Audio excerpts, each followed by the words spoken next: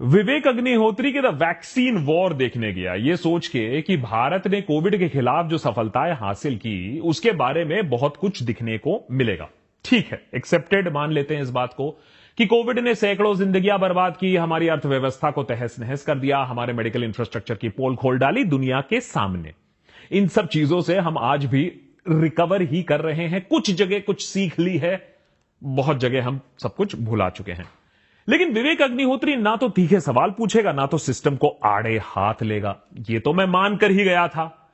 लेकिन भाई, पहले कुछ गलत कदम उठाने के बाद सरकार ने कैसे सीरम इंस्टीट्यूट ऑफ इंडिया की मदद से देश और दुनिया भर में कोविशील्ड वैक्सीन पहुंचाया, शायद पिक्चर में यह दिखने को मिलता। या फिर कैसे भारत के मजबूत इम्यूनाइजेशन सिस्टम का इस्तेमाल करके पूरे देश को कितनी जल्दी वैक्सीनेट कराया गया, वर्ल्ड रिकॉर्ड बनाया गया, पिक्चर में शायद वो दिखने को मिलता कि ये कैसे किया गया। लेकिन द वैक्सीन वॉर तो किसी और ही एंगल में निकल गया। विवेक अग्निहोत्री के इस पिक्चर में विलेन कोविड नहीं है, बल्कि एक कौम है जिसे खामोश कराना बहुत ही ज्यादा जरूरी है। अग्निहोत्री फैक्ट्स को फैक्ट्स तो मानते नहीं, ये बात वो चौड़ से कहते हैं। याद है ना वो न्यूज लॉन्ड्री वाला interview, Who said facts are facts? और इसी फिलॉसफी के चलते उन्होंने द वैक्सीन वॉर में फैक्ट्स को सूली पर लटका दिया अपना नैरेटिव चलाने के लिए। मैं ये नहीं कह रहा हूं कि पिक्चर पिटेगी, जनता का कोई भरोसा नहीं है आज के डेट में। लेकिन ऐसे कुछ बड़े, कम से कम 4 ऐसे बड़े झूठ है जिसपे वैक्सीन वॉर की नींव टिकी हुई है, 4 पिलर्स टिके हुए हैं। उस झूठ के बारे में बात करना जरूरी है। उसके बाद आप पिक्चर देखो, पिक्चर फेंको, ये आपकी चॉइस है। देखो भैया, पहले मैं स्पॉइलर अलर्ट दे देता हूं। बहुत लोग मैंने गुस्से बन जाते हैं ये जानकर कि मैंने 2-4 स्पॉइलर दे दिए हैं। लेकिन वैक्सीन वॉर देखने से पहले कुछ फैक्ट्स जानना बहुत जरूरी है। थोड़े स्पॉइलर ही सही, लेकिन फिर आप कंपेयर कर पाओगे कि ये पिक्चर एक्चुअली फैक्ट बेस्ड है या ये केरला स्टोरी के तरह ही इसके आगे भी एक नोटिस सुप्रीम कोर्ट लगवाएगी कि this picture is based on hypothetical information. सबसे बड़ा झूठ, ये वैक्सीन बनाया किसने? और मैं सबसे बड़ा झूठ इसलिए बोल रहा हूं क्योंकि अस वर्सेस देम के नैरेटिव से ही पिक्चर चलता है, और इस नैरेटिव को बनाने के लिए दिखाया गया है कि कोविड के प्रचंड से डील करने के लिए हमारे देश के ICMR, Indian Council of Medical Research, और NIV, National Institute of Virology ने मिलकर कोविड के खतरे को सबसे पहले पहचाना, फिर कोविड वायरस को आइसोलेट किया, फिर उसको टेस्टिंग की, एनिमल ट्रायल हुए, फिर ह्यूमन ट्रायल के माने लास्ट फेज पर आके प्राइवेट कंपनी भारत बायोटेक के साथ हाथ मिलाया गया, वैक्सीन को मास प्रोड्यूस किया गया, लोगों को वैक्सीन दिया गया। लेकिन भारत के इस सफलता से, इस सक्सेस से जल भुन के इंटरनेशनल कंस्पिरेसी हैच की गई। डब्ल्यूएचओ ने भारत बायोटेक के इस कोवैक्सीन माने इंडिया के वैक्सीन को मंजूरी नहीं दी। देश के खिलाफ एंटी नेशनल मीडिया जो है वो सवाल उठाने लगा हमारे इंडिया माने भारत बायोटेक के इस वैक्सीन के बारे में, और देश की गरिमा, देश के टॉप साइंटिस्ट को बदनाम किया गया। और कैसे आईसीएमआर और नेशनल इंस्टीट्यूट ऑफ वायरोलॉजी के साइंटिस्ट इन आरोपों का खंडन करते हैं, कैसे इस नैरेटिव को हराया जाता है, इस पिक्चर का एक बहुत अहम हिस्सा बनता है। लेकिन जब मैं हॉल में ये पिक्चर देख रहा था तो थोड़ा झटका सा लगा, आपको भी लगेगा अगर आपने कोविड काल में ICMR, National Institute of virology, Bharat biotech के बारे में कुछ भी पढ़ा हो। क्योंकि द वैक्सीन वॉर का सेंट्रल थीम जो है, जो आक्रोश है, जो गुस्सा है, जो थीम है, वो यही है कि कैसे ICMR, National Institute of Virology, हमारे reputed scientist, top scientist, government scientist द्वारा बनाया गया ये वैक्सीन दुनिया के ये जो एंटी नेशनल्स हैं, ये जो प्रो लेफ्ट मीडिया है, कैसे उन्होंने इसको नकार दिया ये बोल के कि India can not do it. अब अगर ये picture David Dhawan type action adventure fiction movie होती तो कोई बात नहीं, ठीक है भैया, सबने अपना अपना एक ख्याली पलाव बना दिया। लेकिन ये पिक्चर तो क्लेम करती है ये फैक्ट्स पर बेस्ड है, देश के बारे में है, वैक्सीन वॉर के बारे में है। तो मूवी के बाद जाकर चेक किया, डबल चेक किया, ट्रिपल चेक किया, तो वैक्सीन तो आईसीएमआर और एनआईवी ने बनाया ही नहीं भाई। तो हमारे देश के साइंटिस्ट की इज्जत और इज्जत की उछालने, इस पर सवाल कहां से आ जाता है? टाइम्स ऑफ इंडिया के ये 2021 का हेडलाइन देख लो। No technology transfer from Indian Council of Medical Research and National Institute of Virology, Covaxin is ours says Bharat Biotech. चीख चीख कर भारत बायोटेक ये अपने वेबसाइट पर लिखता है, न्यूज आर्टिकल्स पे लिखता है कि भैया ये वैक्सीन हमने बनाई है। अब पता नहीं क्यों विवेक अग्निहोत्री हमारे जो टॉप साइंटिस्ट हैं उसको इसमें घसीट रहे हैं। और सुन लो, और ये मैं कोट कर रहा हूं, when we reached out to ICMR NIV we only reached out for the strain of the virus. कि भैया आपने, और ये बिल्कुल फैक्ट है कि नेशनल इंस्टीट्यूट ऑफ वायरोलॉजी ने आइसोलेट किया इस वायरस को, और ये बहुत जरूरी है अगर उसका आपको एंटीडोट या वैक्सीन बनाना है। There was no technology as such coming to the industry from the academic body at that point of time. We just needed our hands on the strain, and that is what we got from Pune. From there on, it was developed in-house. मैंने Bharat biotech ने किया, completely funded in-house, पैसा हमारा, taken through all the testing, animal toxicology and human testing. कौन कह रही है? Krishna Ella, chairperson of Bharat Biotech International. तो जहां पिक्चर बोल रही है कि ये सिर्फ लास्ट मोमेंट पर आते हैं और भारत बायोटेक की कोई कॉन्वर्सेशन ही नहीं होती है, बात है कि कैसे भारत का अपमान किया, हमारे साइंटिस्ट का अपमान किया, हमारे देश का अपमान हुआ। फैक्ट यह है कि एक प्राइवेट कंपनी भारत बायोटेक ने यह कोवैक्सीन बनाया था।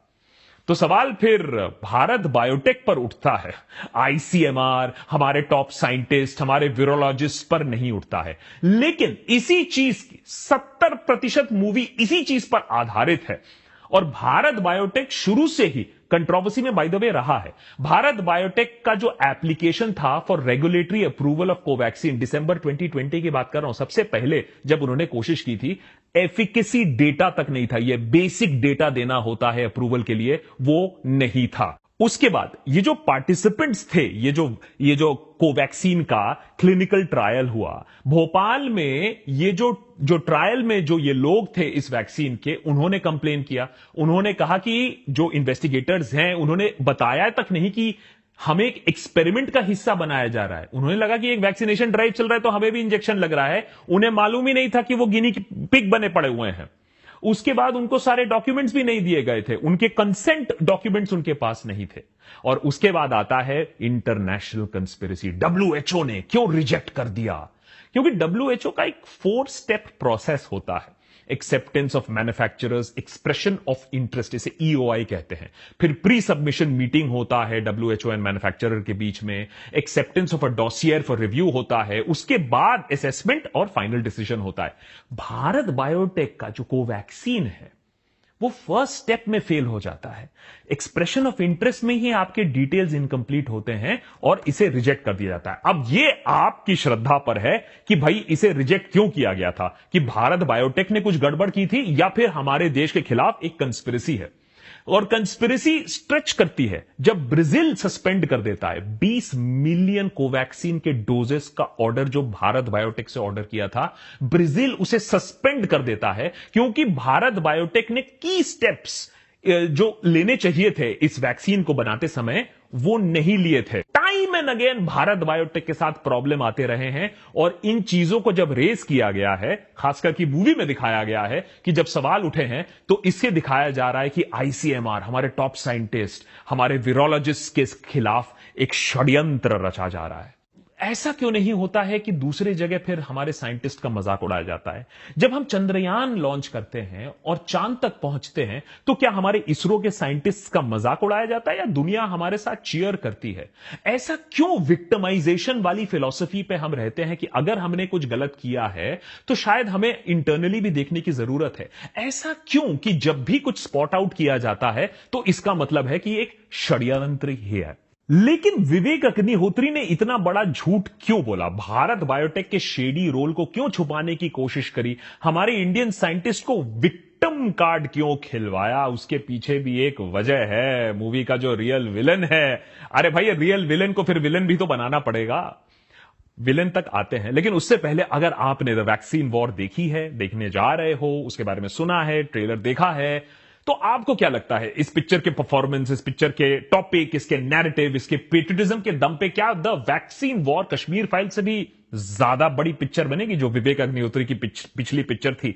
In your opinion Will the movie Vaccine War have more box office collection than Kashmir Files by the 20th of October?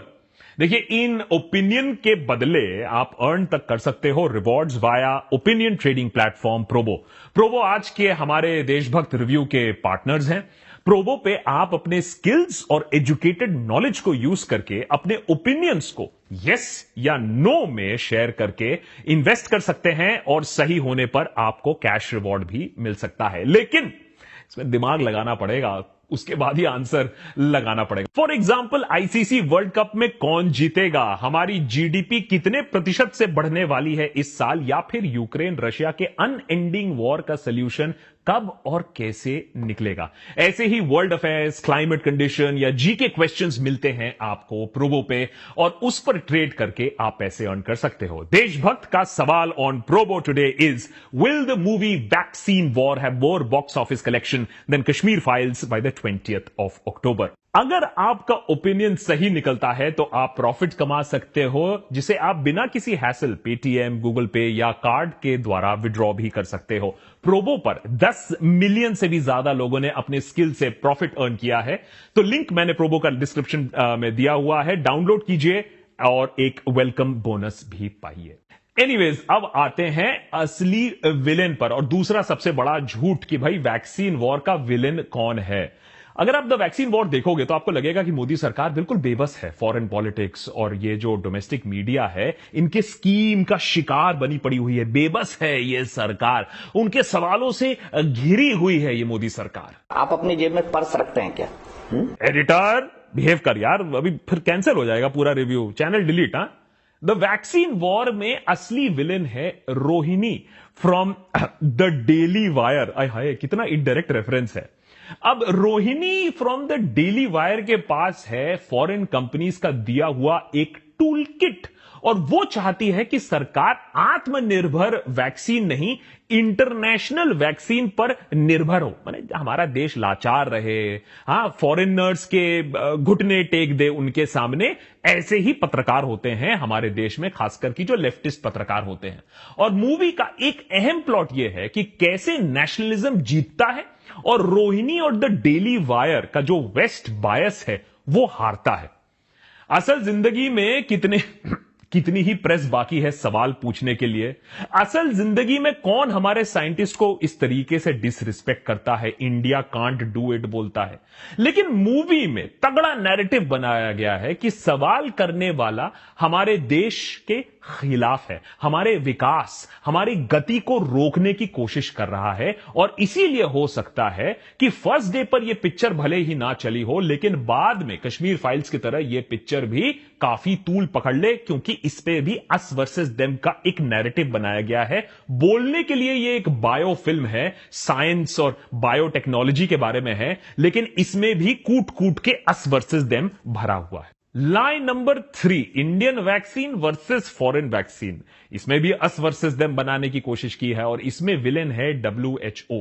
WHO चाहती है कि इंडिया भी घुटने टेक दे फॉरेन वैक्सीन के सामने। ये सब क्या बनाने की कोशिश कर रही है, आत्मनिर्भर वैक्सीन मत बनाओ, तुम भी मॉडर्ना लो, तुम भी फाइजर लो, तुम भी एस्ट्राजेनेका लो।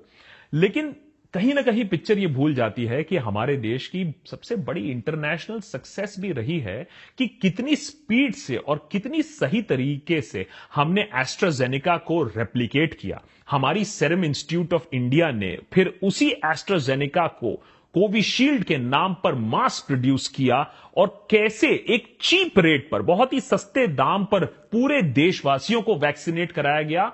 और दूसरी जगह इंटरनेशनली भी हमने 100 से ज्यादा देशों में इसी को भेजा और इसी कोविशील्ड के वजह से हमें वैक्सीन मैत्री और हमें एक एक्चुअली वैक्सीन सेंटर बोला गया।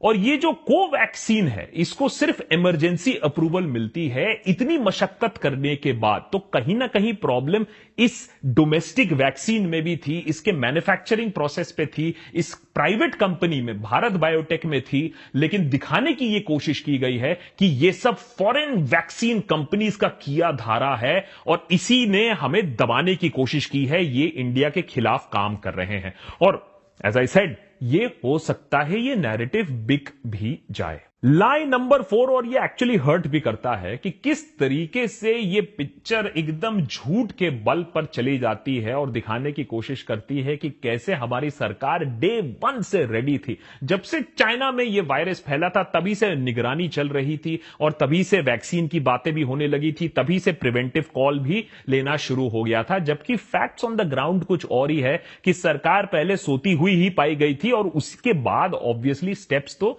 जरूर लिए गए थे। तो ये जो stunning efficiency of the government है ये थोड़ा सा डाउटफुल है। नाना पाटेकर जो कि आईसीएमआर के हेड बनते हैं, वो प्रधानमंत्री से मिलने के बाद कहते हैं कि प्रधानमंत्री ने कहा है साइंस मस्ट विन, और साइंस की बात सुनी जाएगी और किसी की बात नहीं सुनी जाएगी। लेकिन फैक्ट तो यह है कि अगर प्रधानमंत्री ने कभी ऐसा कहा होता तो शायद अपने मंत्रीगण को भी यह बात बोली होती, अपने पार्टी के लोगों को भी यह बात बोली होती, क्योंकि वो तो गौमूत्र और पापड़ के पीछे ही पड़े थे कि कैसे कोविड से निजात पाया जाए। अगर इतनी ही अलर्टनेस हमने पहले दिखाई होती जितना पिक्चर हमें बोलने की कोशिश कर रही होती है, तो फिर गंगा मैया में डेड बॉडीज फ्लोट नहीं कर रही होती। और इसी तरीके से इसको जो लीपापोती करने की कोशिश की जा रही है कि कैसे साइंस जीती है। इस पिक्चर में बाय द वे साइंस को सेलिब्रेट किया है, उसमें कोई प्रॉब्लम नहीं है, साइंस को सेलिब्रेट करना चाहिए। लेकिन हकीकत में क्या हो रहा है? हकीकत में R&D एक्सपेंसेस कहां जा रही है सरकार की? हकीकत में साइंस अवार्ड्स का क्या हो रहा है कि सरकार के जो मिनिस्ट्रीज हैं वो कह रहे हैं साइंस अवार्ड देंगे, लेकिन पैसे नहीं देंगे साइंस अवार्ड में। तो साइंटिस्ट अपना EMI कैसे भरेंगे? फॉर्मूले से भरेंगे क्या? और डेल्टा वेव पिक्चर में आता है और चले जाता है। भाई वैक्सीन वॉर है, सब कुछ चंगा सी दिखाना है। तो डेल्टा वेव में जो जिस तरीके से लोग मरे थे कीड़े मकोड़े की तरह, उसको कंप्लीटली पेपर ओवर किया जाता है।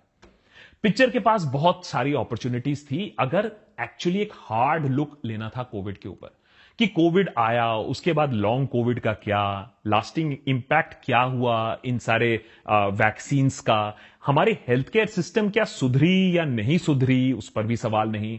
एक बहुत बड़ा मिस, इंटरनल राइवलरी के चक्कर में, अपना नैरेटिव बनाने के चक्कर में, जो सवाल पूछ रहे हैं उनको कटघरे में लाने के चक्कर में, जो सबसे बड़ा एक एस्पेक्ट था जो इस पिक्चर को इंटरनेशनल हिट बना सकती थी, वो था कि चाइना वायरस, वुहान का जो एस्पेक्ट था उसको अच्छे तरीके से इन्वेस्टिगेट ही नहीं किया गया कि चाइना का रोल क्या है। चाइना को इसमें कटघरे में ला सकती थी ये पिक्चर, लेकिन यह काम नहीं किया गया। ना कोई हार्ड क्वेश्चंस पूछे गए सरकार से, ना कोई हार्ड क्वेश्चंस पूछे गए चाइना से। अब जवान थोड़ी ना है ये पिक्चर जो सिस्टम पर सवाल उठाएगा, लेकिन तब भी थैंक यू विवेक अग्निहोत्री, आप इस पिक्चर में बहुत कुछ और भी कर सकते थे जो आपने नहीं किया। आप तबलीगी जमात ला सकते थे इस पिक्चर में और उनको ब्लेम कर सकते थे कोविड के लिए, जो कि हमारे मीडिया ने काफी दिनों तक किया, जब तक सुप्रीम कोर्ट ने इस पूरे केस को खत्म नहीं किया और पाया कि तब तबलीगी जमात को फालतू में ब्लेम किया गया है। तो वो वाला एंगल आप लाकर अस वर्सेस देम भी कर सकते थे, लेकिन वो नहीं किया। Thank you Vivek Agnihotri for the fact that आपने वुमेन्स कंट्रीब्यूशन को इतनी अच्छी तरीके से दिखाया इस पिक्चर में। और इसमें कोई डाउट नहीं है कि चाहे वायरोलॉजी की बात हो, चाहे स्पेस साइंस की बात हो, इसरो की बात हो, आईसीएमआर की बात हो, women have really led from the front। और यह चीज अच्छी तरीके से इस पिक्चर में दिखाई गई है कि हमारे इस वॉर अगेंस्ट कोविड, ये जो वैक्सीन वॉर है, इसमें women का कितना बड़ा रोल रहा है। तो that is of course credit to him. जो स्ट्रगल है साइंटिस्ट्स का, जो स्ट्रगल है डॉक्टर्स का, कि किस तरीके से वो घर नहीं जा पा रहे, उनके फैमिलीज रो रही हैं, वो बहुत अच्छी तरीके से दिखाया है। लेकिन जो गलतियां हुई हैं वो थोड़ा सा अगर और अच्छी तरीके से दिखा जाते हैं कि भैया किस तरीके से लोगों को बर्बरता से ट्रीट किया गया, जिस तरीके से ऑक्सीजन शॉर्टेज हुआ, जिस तरीके से सरकार सोती पाई गई। लेकिन हां, कंस्पिरेसी थियरीज बिकती हैं और हो सकता है इसी कंस्पिरेसी थियरी के चलते 300 करोड़ की पिक्चर ये फिर से बन जाए, क्योंकि बहुत इंटरेस्टिंग होगा इसका परफॉर्मेंस देखना। अभी कुछ ही दिन पहले जवान आती है, सुपर हिट बन जाती है, और जवान का जो सेंट्रल थीम था कि भैया सिस्टम से सवाल करो, और लोगों को यह बात पसंद आती है कि अनकंफर्टेबल क्वेश्चंस रेस किए गए हैं, सिस्टम से सवाल उठाए गए हैं। यहां द वैक्सीन वॉर में बिल्कुल उल्टा होता है कि जो सवाल कर रहे हैं उनसे पूछो वो सवाल क्यों कर रहे हैं। उनको सवाल नहीं करना चाहिए, वो जरूर फंडेड हैं इसीलिए वो सवाल कर रहे हैं। तो अब देखना है कि ऑडियंस इस पिक्चर को किस तरीके से ट्रीट करता है? क्या ऑडियंस भूल जाता है कि कोविड ने हमारे साथ क्या किया? क्या ऑडियंस सेलिब्रेट करने के मूड में है? और क्या ऑडियंस इस झूठ को एक्सेप्ट करेगी कि आईसीएमआर और हमारे वीरोलॉजिस्ट को खींचा जा रहा है, जबकि यह सारा जो उल्टा सीधा हुआ है, जो हमारे डोमेस्टिक वैक्सीन की बात है, वो भारत बायोटेक ने किया है, हमारे सरकारी साइंटिस्ट्स ने उल्टा सीधा काम नहीं किया। क्या ऑडियंस यह बात समझ पाएगी? यह देखना काफी जरूरी होगा।